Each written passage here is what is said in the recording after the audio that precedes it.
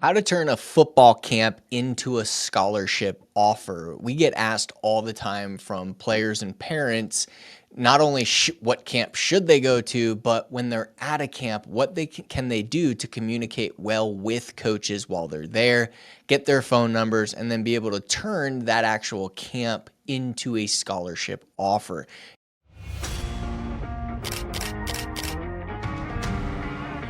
You're listening to the Football Scholarship Podcast, the playbook for parents and athletes who want to secure the best football scholarships possible.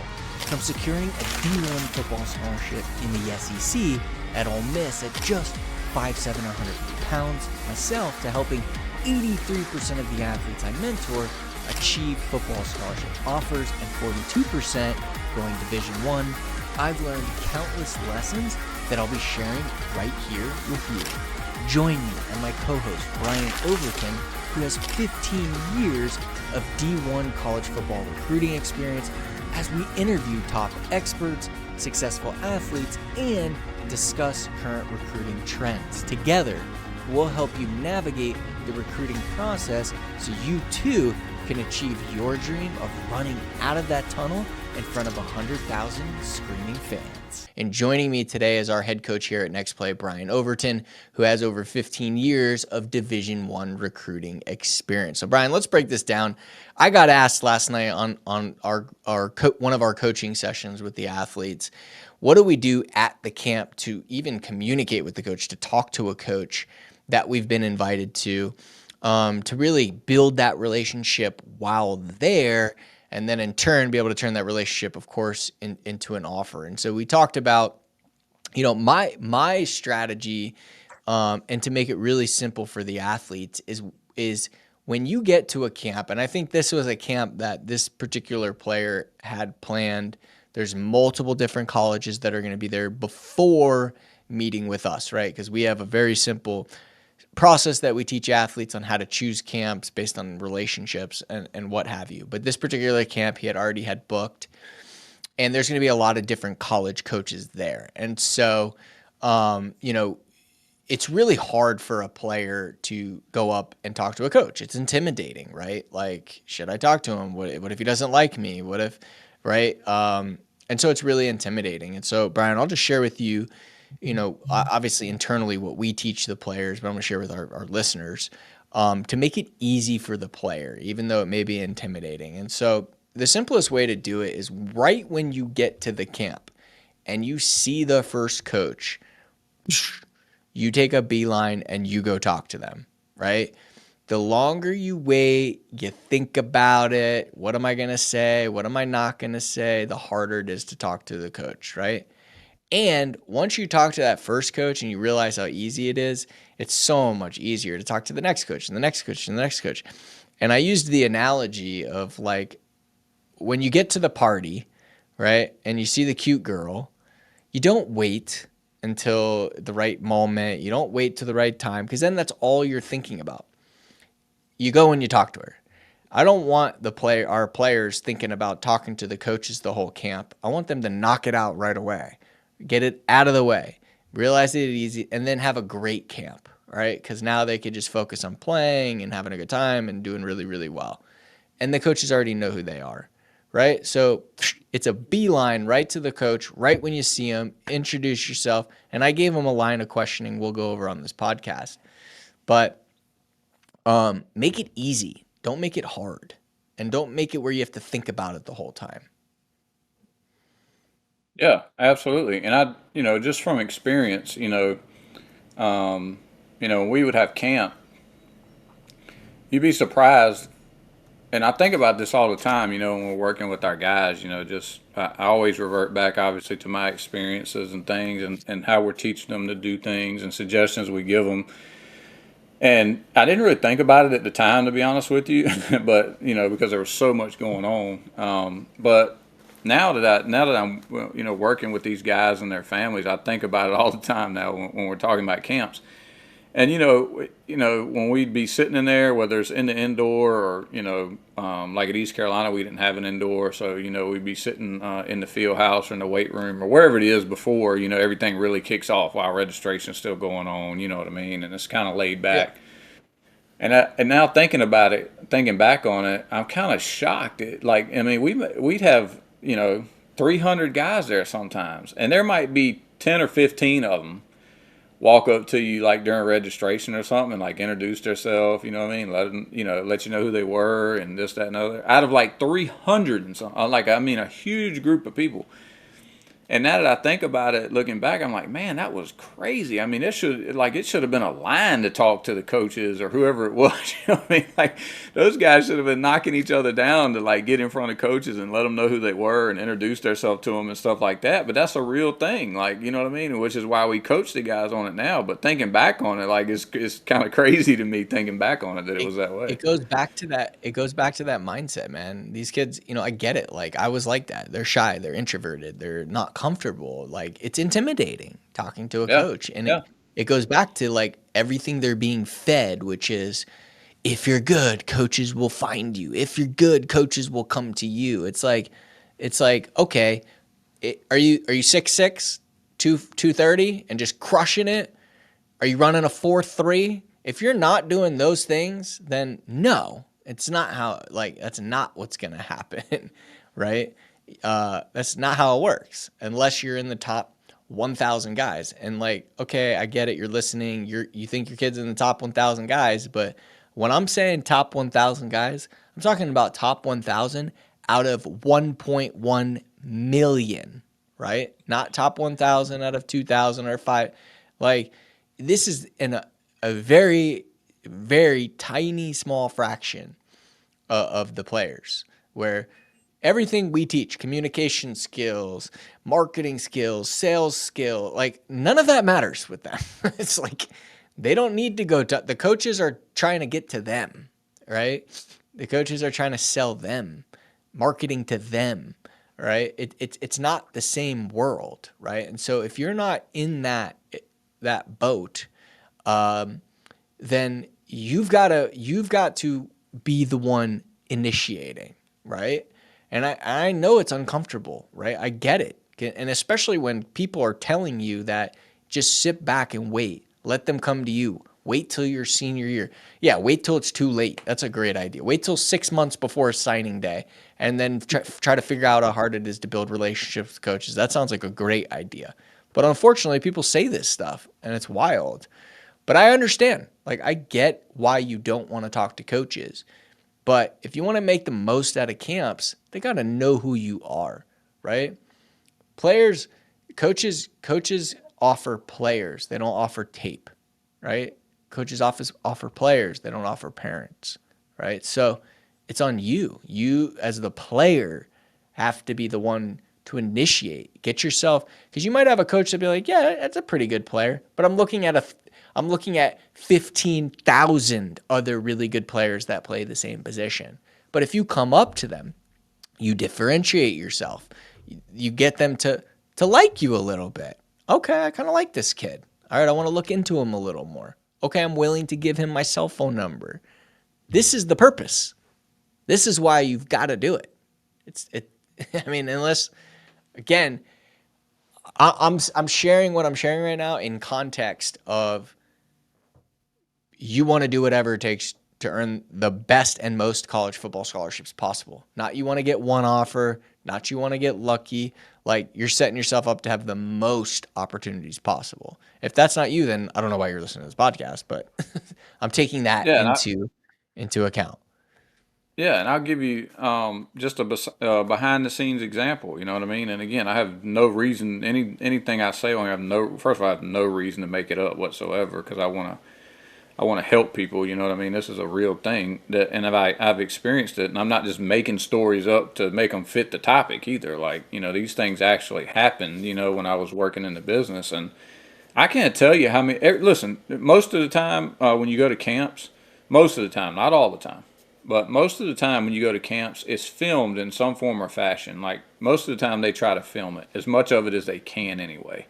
At least the Yeah. drill work and stuff like that. Now they might not film like the measurables, like when you're jumping and running and doing testing and stuff like that. But most of them try to at least get some stuff on tape of the drill work, even if it's a student assistant or somebody walking around with a handheld, that works with that position, right? I can't tell you how many times, and this was at all four schools I was at. In every conference I was in Division One. I can't tell you how many times that, you know, and everybody's going to have a camp meeting after the camp, that we would have that camp meeting, right? And what you do at camp is most of the time, the reason they have the numbered shirts, and I'm going to get to the point here of what Richie's talking about here in a second, but I want to give you some context. The reason they have the numbered shirts is obviously coaches don't know every single person's name out there. Okay, that's impossible. So that's why they walk around with their, whatever they're going to write on and stuff like that. They see a kid at their position they like, they jot his number down. Okay, and then after the camp or whatever, and it might be the next day or 2 days later when they're having their camp meeting, they'll get a roster of who's at the camp. It'll have all his measurables, what he ran, what he jumped, and all that good stuff, right? And he'll have his number down, and he'll go back to his office and pull up the tape and fast forward it to, that guy doing certain drills that he liked, right? And he'll reevaluate and stuff like that. And then they get in there in the staff meeting, and the head coach goes around, hey coach, who'd you like? Did you see anybody you like? This, that, and other. And the coach says, yeah, coach, I like number 25. He ran this, he jumped this, he looked really good in the position drills because of this, this, and this. I think he may be a good fit here. Who recruits his area, and then the area coach may not even know who he is for whatever reason. And then he says, the only reason I'm asking is because he also came up to me before the camp, introduced himself, seemed like a really solid kid, had both parents there with him. He was well spoken. He shook me in the hand. He looked me in the eye, this, that, and other. And now we're off to the races. Whereas if the kid never walked up to him and introduced himself and things like that, it would still be sitting at, well, yeah, he did some nice things, you know what I mean, this, that, no, but we got to learn a little more about him. I don't know who he is as a kid, never met his, never talked to his family, things like that. Well, now you've checked off about 3 more boxes that don't need to be checked. Now, I'm not saying they knew everything about him in a 5-10 minute conversation, but there was an introduction. Right. He got to see him on the hoof. He got to see how he communicated with him, what questions he asked, things like that, right? And it moved the needle for that kid. It did. It moved it much more for a kid that might have had a pretty decent camp, that maybe the coach liked a little bit, but the kid never introduced himself to him, so it's not as intriguing now because the other kid showed interest and took the time and the effort to come introduce himself to him. You know what I mean? The other kid might have been a little better, but it doesn't matter at this point because now I'm intrigued with the guy that actually took the time, come up and introduced himself to me, and then I actually liked what he did for us on the field afterwards. So that's like a tangible example that I want to tie into what, exactly what we're talking about. That's fire. This is real experience, guys, from the other side of the table, from a college coach at a camp, running the camp, right? Like what that experience is like. Him saying, guys, 300 people at camp, only 15 would come and talk to him. Like, what we're talking about right now, it's intimidating. It's hard to do, but it's so easy to go get noticed at a camp, guys. Everyone's like, how do I get noticed? First of all, you shouldn't be going to a camp unless you have a relationship. But let's just say you have one on the books and you're going, right? It is so easy to get on a coach's radar, build a little bit of a relationship with them, get them excited about watching you, then doing well, and turning that into a relationship after the camp where you can turn it into an offer, right? Because no one else is doing it, right? No one else is doing it. Same thing with doing the outreach to college. It's so hard to get exposure because you ain't doing anything, right? It's like it's not because nobody's doing anything, right? And so,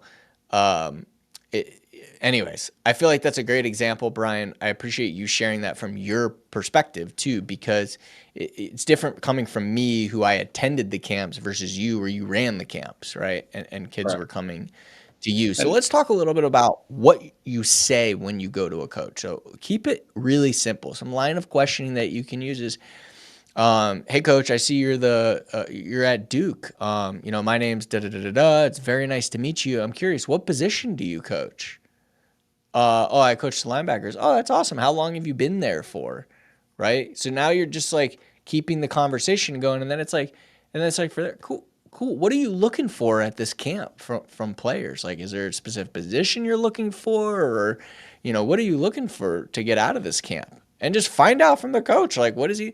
And at that point, the coach can be like, wow, like these are some really, the kid's interested, right? And he really wants to know. And then, I'm looking for kids that, really love the game of football and that can play. They can do this. hey, coach, I'm glad that I came and talked to you because there isn't somebody here that loves football more than me, and I'm gonna prove it to you today. I'm really excited about that. After camp, is it cool if I come and get your feedback after the camp on what your thoughts were of how I played? No, yeah, the coach is gonna say no. Don't come and talk.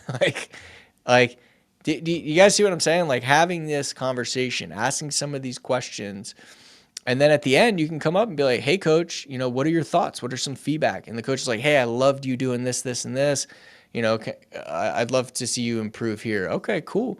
What is process? What is the process? If you're a junior, you might be a little more direct and saying like, what's the process from here as far as getting on your board and the process. I love Duke. I'm really interested.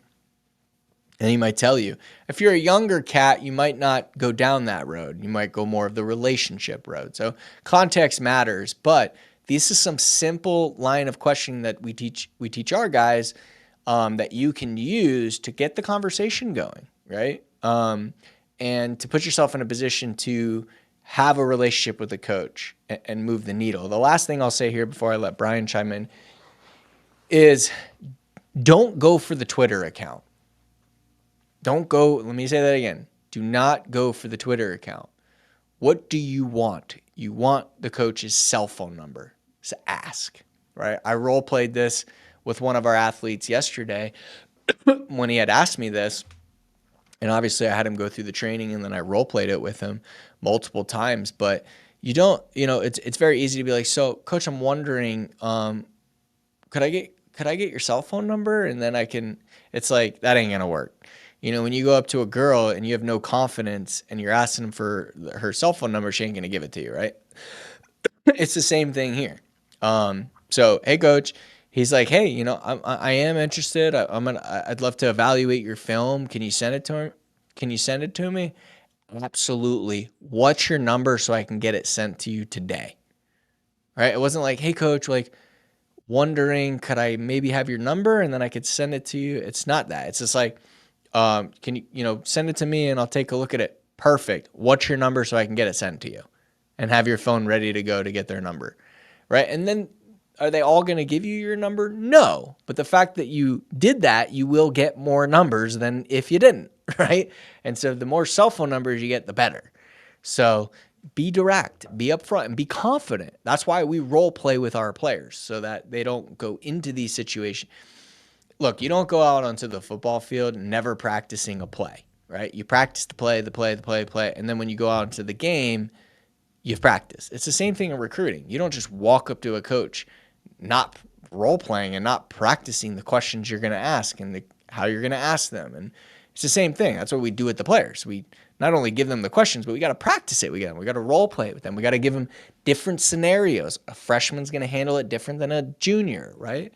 And context matters. But I hope that was good as give you some ideas, some lines of questionings that you can use with coaches to get that conversation going and put yourself in a position, like Brian said, to have that relationship after. Yeah, and to expound on that a little bit, like Richie said, if you don't already, we obviously highly encourage you have some sort of relationship with somebody there that knows you're coming, that you can set it all up with. But if not, even to skip right to it, just ask somebody who coaches linebackers. Like, where's the linebacker coach? And then just go right to that guy. Now he coaches your position. You know what I mean? You can dive right into it. You know what I mean? And if nothing else, even if you can't do any of that, and you for whatever reason you can't get to your position coach, you don't know who the area coach is, find a recruiting guy. Like if it's a big enough school, find a recruiting guy. If it's a smaller school, just ask for the recruiting director. Sometimes it's an assistant coach, who is in charge of recruiting, depending on the level of school, So those guys too are just as good you can do both. I encourage our guys to do both. Hey, go speak to the recruiting guy, let him see your face, hear your name, speak to the position coach, and just do some of the things that Richie said. And the other thing I will, impress on you guys is, these are human beings, guys. Don't make it more than it is, right? Like, and I know I get it. Like, right, Richie said, it can be intimidating because, you see them as somebody, that's, they are important to your process because they can offer you scholarships and things like that. You know what I mean? But they're no different than me and you. You know what I mean? They're real people. Like, you know what I mean? Don't let them intimidate you to the point where you think you're gonna say something wrong and it's over to screw it up. I mean, listen, they screw stuff up every day. That's what I tell some of our guys all the time. Don't be afraid that you're going to go say the wrong things. The guy you're talking to says wrong things all day and screws up stuff every day, just like everybody else does. So, you know what I mean? I don't want our guys to like overthink it so much, that it just overwhelm. Oh my God, I'm going to go talk to him. He puts his pants on just like you do. Sometimes you just got to simplify it, and have the confidence. You're just talking to another adult, trying to introduce yourself and get some information and start a relationship just like you would with the chemistry teacher that you met on the first day of school.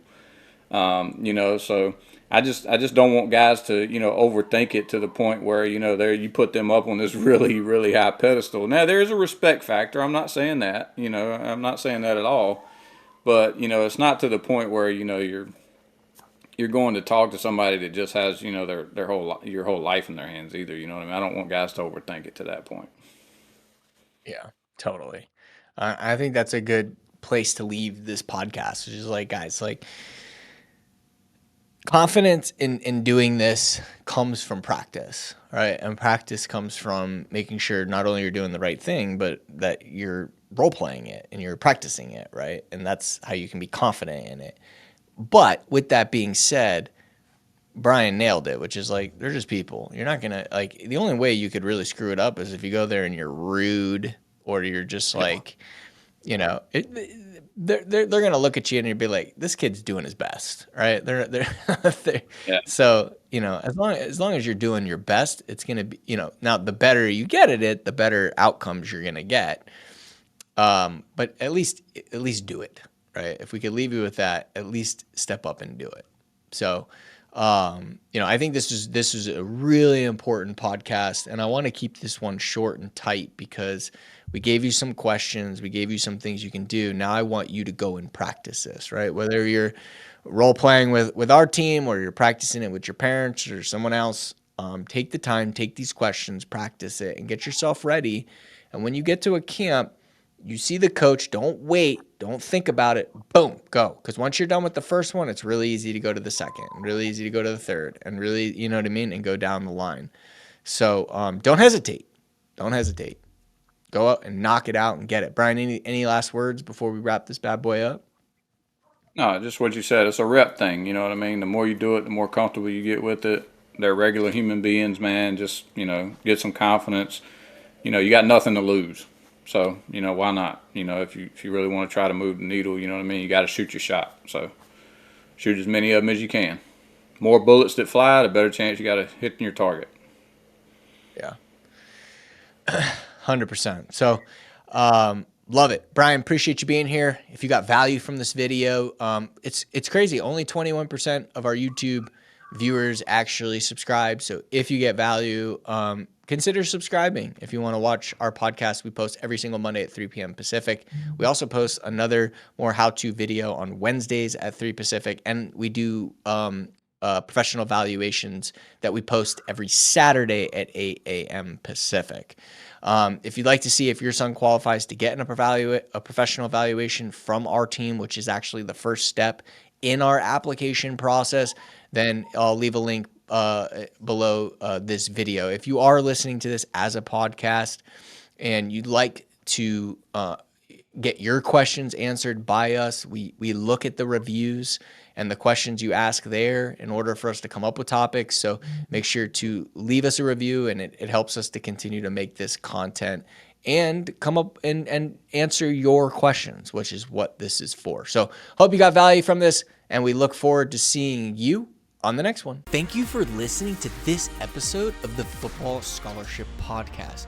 If you enjoyed the show, make sure to subscribe and leave us a review. And for more free resources, or if you're interested in working with us, visit gonextplay.com. Until next time.